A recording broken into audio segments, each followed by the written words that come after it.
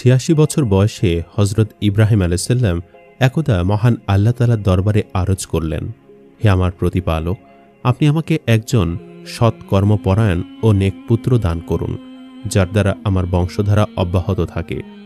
হজরত ইব্রাহিম আলাইসাল্লামের কথা শুনে মহান আল্লাহ তাআলা তার দোয়া কবুল করলেন এবং তার স্ত্রী হাজেরাকে চাঁদের মতো ফুটফুটে একটি পুত্র সন্তান দান করলেন। এরকম ছেলে পেয়ে ইব্রাহিম আলাইসাল্লামের যে কি আনন্দ তা তিনি ভাষায় প্রকাশ করতে পারলেন না। তিনি তার ছেলের নাম রাখলেন ইসমাইল। কিন্তু মহান আল্লাহ তাআলা ইব্রাহিম আলাইসাল্লামকে তার বন্ধু বানানোর জন্য কত যে পরীক্ষা করেছেন তার হিসাব নেই। শিশুপুত্রের ব্যাপারেও তাকে পরীক্ষায় ফেললেন। বললেন, হে ইব্রাহিম, শিশু ইসমাইল ও হাজেরাকে খোদার হকে মক্কার নির্জন প্রান্তরে রেখে এসো।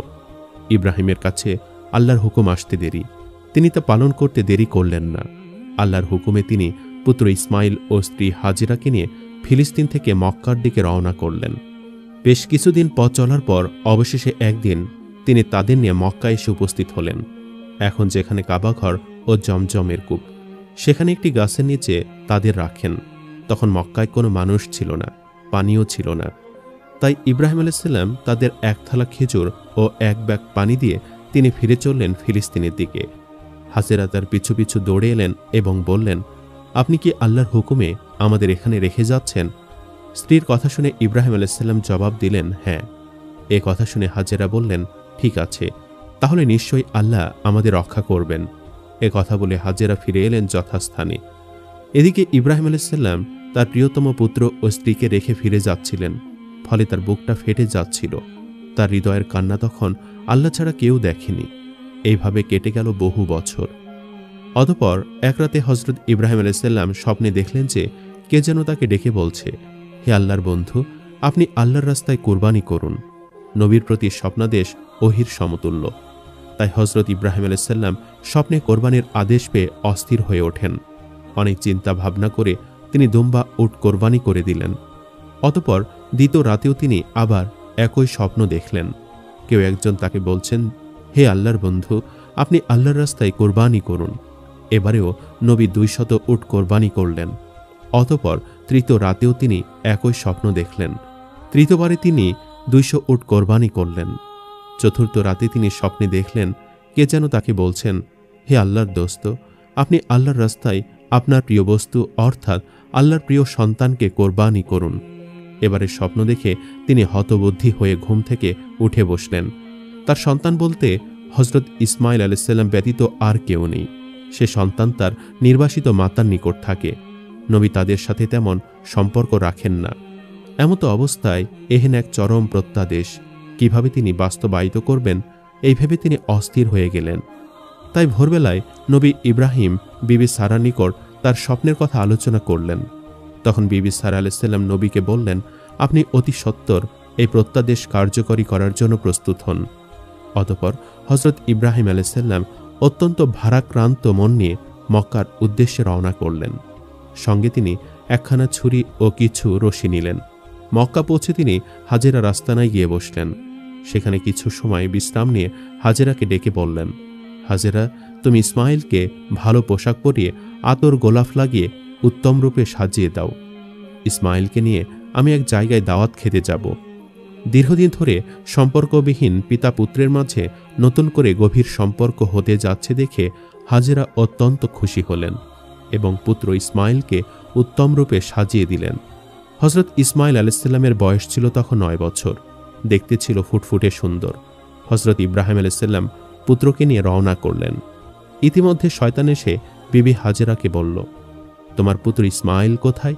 বিবি হাজেরা বললেন, তার পিতার সঙ্গে দাওয়াত খেতে গিয়েছে। শয়তান তখন বলল, এসব মিথ্যা কথা। তোমার স্বামী তোমার পুত্রকে কোরবানি করার জন্য এক নিভৃত স্থানে নিয়ে যাচ্ছে। বিবি হাজেরা মানুষের রূপধারী শয়তানকে বললেন, যদি আল্লাহ তাআলা কোরবানির মাধ্যমে ইসমাইলকে কবুল করেন তবে আলহামদুলিল্লাহ, এতে আমার উদ্বিগ্ন হবার কোনো কারণ নেই। তাই তুমি এখান থেকে ফিরে যাও। শয়তান যখন এখানে কোনো সুবিধা করে উঠতে পারল না, তখন সে হজরত ইব্রাহিম আলাইসাল্লামের নিকট গিয়ে পেছন থেকে ইসমাইল আলাইসাল্লামকে ডাক দিয়ে বলল, হে ইসমাইল, তুমি কোথায় যাচ্ছ? ইসমাইল আলাইসাল্লাম বললেন, আমি আমার পিতার সঙ্গে দাওয়াত খেতে যাচ্ছি। তখন শয়তান বলল, দাওয়াত তা তো ঠিক আছে, তবে খাবার কোনো দাওয়াত নয়। আল্লাহ তাআলার নির্দেশে তোমার পিতা তোমাকে কোরবানি করার দাওয়াতে নিয়ে যাচ্ছে। একটু পরে তোমার গলায় ছুরি চালিয়ে আল্লাহর নামে তোমাকে কোরবানি করা হবে। শয়তানের কথা শুনে হযরত ইসমাঈল আলাইহিস সালাম তখন বললেন, আল্লাহ তাআলা যদি আমার কোরবানি মঞ্জুর করে থাকেন তবে আমার কপাল ধন্য, এতে অস্থির হবার কোনো কারণ নেই। অতঃপর তিনি তার পিতাকে সম্বোধন করে বললেন, আব্বাজান, পেছন থেকে কে যেন আমাকে বলছে আপনি আমাকে কোরবানি করার জন্য এক নিভৃত স্থানে নিয়ে যাচ্ছেন। তখন হযরত ইব্রাহিম আলাইহিস সালাম বললেন, শয়তান তোমাকে প্রতারণা করছে, তুমি ওর প্রতি পাথর নিক্ষেপ করো। হযরত ইসমাঈল আলাইহিস সালাম পিতার আদেশ অনুসারে তৎক্ষণাৎ 7খানা পাথর নিক্ষেপ করলেন। ফলে শয়তান তখন সেখান থেকে পালিয়ে গেল। এই পাথর নিক্ষেপ হজ আদায়ের জন্য একটি জরুরি শর্ত ওয়াজিব হিসাবে গণ্য করা হয়েছে। অতঃপর কিছুক্ষণ পর হযরত ইব্রাহিম আলাইহিস সালাম পুত্র ইসমাঈলকে নিয়ে মিনার এক নিভৃত স্থানে গিয়ে থামলেন এবং পুত্রকে বললেন, হে বৎস, আমি 4 রাতে স্বপ্নযোগে কোরবানি করার আদেশ পেয়ে আসছি। আমি সেই পরিপ্রেক্ষিতে 600 উট কোরবানি করেছি। শেষবারে আমার প্রিয় সন্তানকে কোরবানি করার আদেশ পেয়ে তোমাকে আল্লাহর নামে কোরবানি করার উদ্দেশ্যে এখানে নিয়ে এসেছি। হযরত ইসমাঈল আলাইহিস সালাম পিতার মুখে এই কথা শুনে বললেন, আলহামদুলিল্লাহ, আল্লাহ তাআলার নির্দেশ আমার জন্য সৌভাগ্যের দ্বার খুলে দিয়েছে। আল্লাহ তাআলা কবুল করেছেন আমাকে, এজন্য আমি অত্যন্ত আনন্দিত। আপনি এই কাজ সমাধা করার ক্ষেত্রে আমাকে পরিপূর্ণ ধৈর্যশীলদের অন্তর্ভুক্ত দেখতে পাবেন।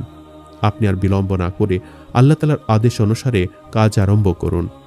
আল্লাহ রাব্বুল আলামিন হযরত ইব্রাহিম আলাইহিস সালাম ও হযরত ইসমাঈল আলাইহিস সালামের এই কথাগুলি সূরা সাফফাতে অত্যন্ত চমৎকারভাবে উল্লেখ করেছেন।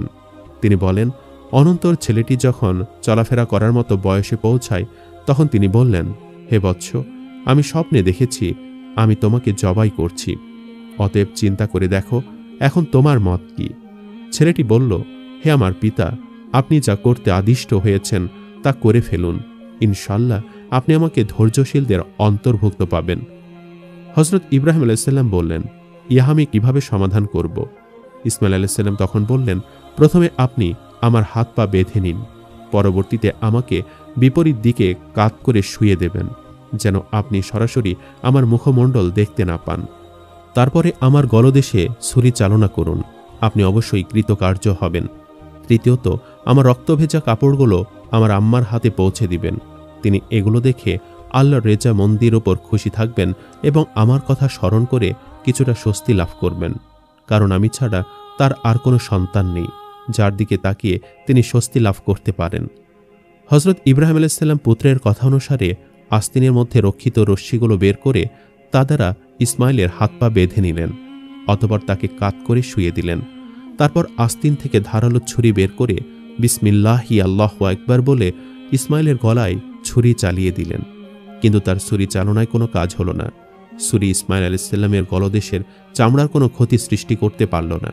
তখন ইব্রাহিম আলাইহিস সালাম আরও জোরে শক্ত করে ছুরি রগড়াতে লাগলেন, কিন্তু না, কোনো প্রতিক্রিয়া সৃষ্টি হলো না। তখন হযরত ইসমাঈল আলাইহিস সালাম বললেন, আব্বাজান, আপনি ছুরির তীক্ষ্ণ মাথাটা গলার ওপরে দিয়ে শক্ত করে চেপে ধরুন, তাহলে সম্ভবত আপনার উদ্দেশ্য সফল হবে। নবী এবার তাই করলেন, কিন্তু ছুরির তীক্ষ্ণ মাথাও চামড়ার আদৌ ক্ষতি করতে পারল না। তখন হযরত ইব্রাহিম আলাইহিস সালাম রাগ করে ছুরি দূরে নিক্ষেপ করলেন। এতে ছুরি একটি পাথরের ওপর গিয়ে পড়ল এবং পাথরটি 2 টুকরো হয়ে গেল। তখন আল্লাহর হুকুমে ছুরি বলে উঠল, হে ইব্রাহিম, তুমি আমাকে ইসমাঈলের গলা কাটার জন্য একবার বলো, কিন্তু মহান আল্লাহ রাব্বুল আলামিন 10 বার আমাকে বারণ করেছেন। অতএব তোমার কথার গুরুত্ব দেব না আল্লাহ তাআলার কথার গুরুত্ব দেব? অতএব তুমি অন্য পন্থা অবলম্বন করো। হযরত ইসমাঈল আলাইহিস সালাম ও ইব্রাহিম আলাইহিস সালাম উভয়ে ছুরির কথা শুনলেন। ইসমাঈল আলাইহিস সালাম তখন তাকে বললেন, হে আমার পিতা, সন্তানের মুখের দিকে তাকিয়ে তাকে জবেহ করা কঠিন কাজ। এ কাজ হয়তো আল্লাহ তাআলা পছন্দ করছেন না। অতএব আপনি কাপড় দিয়ে আপনার চোখ দুটি বেঁধে নিন, যাতে আমার চেহারা আপনি দেখতে না পান। তখন আপনার চেষ্টা অবশ্যই কাজে আসবে। হযরত ইব্রাহিম আলাইহিস সালাম পরামর্শ অনুসারে চক্ষু দুটি বেঁধে নিলেন এবং পূর্বের ন্যায় ইসমাঈলকে কাত করে শুয়ে দিলেন। তারপর বিসমিল্লাহ বলে ছুরি চালালেন। এবার ছুরির জন্য কলকল রবে রক্ত প্রবাহিত হয়ে জবেহের কাজ সমাধা হল। আল্লাহ তাআলা তার নবীর শেষ পরীক্ষার সফলতা দেখে অত্যন্ত সন্তুষ্ট হলেন। যার পরিণামে আল্লাহ তাআলা জিবরাইল আলাইহিস সালাম মারফত বেহেশত থেকে আনা দুটি দুম্বা জবেহের মুহূর্তে ইসমাইল আলাইহিস সালামের স্থলে শুইয়ে দিয়ে ইসমাইলকে একটু দূরত্বে দাঁড় করিয়ে রাখলেন, যার সামান্য লেশমাত্র বোঝা নবীর পক্ষে সম্ভব হয়নি।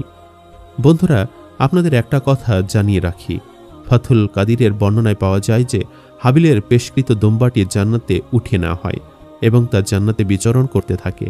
অবশেষে ইসমাইল আলাইহিস সালামকে ওই দুম্বাটি পাঠিয়ে বাঁচিয়ে দেওয়া হয়। হযরত ইব্রাহিম আলাইহিস সালামের কাজ সুষ্ঠুভাবে সম্পন্ন হয়েছে, আলহামদুলিল্লাহ পাঠ করলেন এবং চোখের কাপড় খুলে ফেললেন। তখন তিনি চোখে যা দেখলেন তা বিশ্বাস করার মতো ছিল না, তাই তিনি একবার চোখ দুটি দুই হাত দিয়ে মুছে চারিদিকে তাকালেন। বাস্তব দৃশ্য ভালোভাবে দেখে নিয়ে ক্ষণিক নিস্তব্ধ হয়ে দাঁড়িয়ে রইলেন। হযরত ইসমাইল আলাইহিস সালাম নির্বাক হয়ে তার দিকে তাকিয়ে রইলেন। ক্ষণিক পরে পিতা পুত্রের কাছে গিয়ে তাকে বুকে জড়িয়ে ধরলেন এবং চোখের পানি ছেড়ে দিয়ে পাঠ করতে লাগলেন, সুবহানাকা আল্লাহুম্মা। অতঃপর পিতা ও পুত্র একত্রিত হয়ে শুকরিয়া নামাজ আদায় করলেন। এই মুহূর্তে হযরত জিবরাইল আলাইহিস সালাম সেখানে অবতীর্ণ হলেন। তিনি সহজে উচ্চারণ করেছিলেন, আল্লাহু আকবার, আল্লাহু আকবার, লা ইলাহা ইল্লাল্লাহু। অতঃপর তিনি হযরত ইব্রাহিম আলাইহিস সালামের নিকট এসে বললেন, হে আল্লাহর দোস্ত, আল্লাহ আপনাকে সালাম প্রেরণ করেছেন। আল্লাহ তাআলা নবীকে লক্ষ্য করে আরও বলেছেন, ইব্রাহিম, তুমি আল্লাহ তাআলার উদ্দেশ্যে তোমার স্বপ্নকে বাস্তবায়িত করেছ। নিঃসন্দেহে এটা ছিল এক মহা পরীক্ষা। আমি এভাবে আমার সৎ ও উদার বান্দাদের পুরস্কৃত করে থাকি। হযরত ইব্রাহিম আলাইহিস সালাম আল্লাহ তাআলার প্রেরিত সুসংবাদ শুনে অত্যন্ত খুশি হলেন এবং তার দরবারে শুকরিয়া আদায় করলেন। অতঃপর তিনি ইসমাইল আলাইহিস সালামকে নিয়ে বিবি হাজেরার নিকট চলে গেলেন। সেখানে গিয়ে তিনি হাজেরাকে সমস্ত ঘটনা খুলে বললেন। হাজেরা তখন আল্লাহ তাআলার শুকরিয়া আদায় করলেন। হযরত যায়েদ ইবনে আরকাম রাদিয়াল্লাহু তাআলা আনহু হতে বর্ণিত, তিনি বলেন, কতিপয় সাহাবা রাসূল সাল্লাল্লাহু আলাইহি ওয়াসাল্লামকে জিজ্ঞেস করলেন, হে আল্লাহর রাসূল সাল্লাল্লাহু আলাইহি ওয়াসাল্লাম, কোরবানি কি?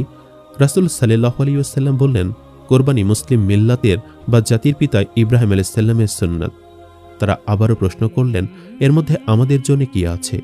রাসূল সাল্লাল্লাহু আলাইহি ওয়াসাল্লাম বললেন, কোরবানির পশুর প্রতিটা পশমের বিনিময়ে একটি করে নেকি আছে। তারা বললেন, ভেড়ার তো অসংখ্য পশম আছে। রাসূল সাল্লাল্লাহু আলাইহি ওয়াসাল্লাম তখন বললেন, ভেড়ার প্রতিটি পশমের বিনিময়ে একটি করে নেকি দেওয়া হবে, যদি তা খালেস নিয়তে কোরবানি করা হয়। আবু দাউদ শরীফের এক হাদিসে বর্ণিত আছে যে রাসূল সাল্লাল্লাহু আলাইহি ওয়াসাল্লাম বলেছেন, আল্লাহর নিকট সবচেয়ে মর্যাদার দিন হচ্ছে কোরবানির দিন। তো প্রিয় দর্শক, এই ছিল আমাদের আজকের এই ভিডিও। কেমন লাগলো কমেন্ট করে আমাদের অবশ্যই জানাবেন। আজ তাহলে এই পর্যন্তই। আপনারা ভালো থাকবেন, সুস্থ থাকবেন। আল্লাহ হাফেজ।